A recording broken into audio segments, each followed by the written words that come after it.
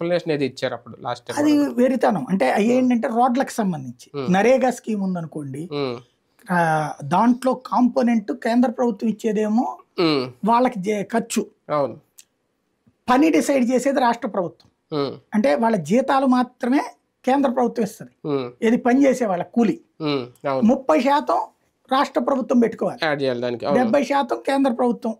ఇదే 30% కేంద్ర ప్రభుత్వం కాంపోనెంట్ కింద ఇస్తుంది వాళ్ళకి, 70% రాష్ట్ర ప్రభుత్వం పెట్టుకోవాలి.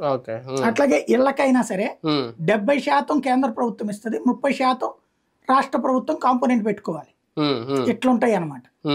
అవి వేరు, ఇది వేరు. స్వచ్ఛాంధ్ర దానికి అది ఒక గ్రాంట్ లాంటిది, కన్సర్న్ దానికే ఖర్చు పెట్టాలి. అది కాకుండా డైవర్ట్ చేశారనుకోండి, ఖచ్చితంగా కన్సర్న్ ఆఫీసర్స్ మీద చర్య కూడా తీసుకోవచ్చు. ఎట్లా చేశారన్నట్టు ఆర్థిక శాఖ కార్యదర్శి మీద తీసుకోవచ్చు, అట్లాగే మళ్లించినటువంటి ఎవరైతే సపరేట్ విభాగం ఉంటారో వాళ్ళ మీద చర్య తీసుకోవచ్చు.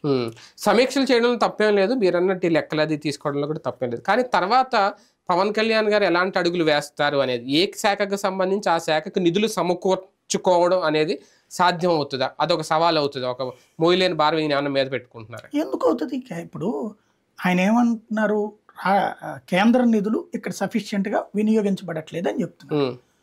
రాష్ట్ర నిధులు మ్యాచింగ్ గ్రాంట్ రావాలి. ఆయన ఇప్పుడు చేసి చూపించగలిగిన సత్తా ఉన్నాడు. అదే మ్యాచింగ్ గ్రాంట్ రావాలంటే ఎక్కడి నుంచి వస్తుంది? రాష్ట్ర ప్రభుత్వం ఆ శాఖలో నిధులు సమకూర్చుకుంటేనే, అంటే ఆ శాఖకు సంబంధించి ఆ శాఖలోనే, అంటే ఇప్పుడు చెత్త ఉంది, ఇది ఉంది, దాంట్లో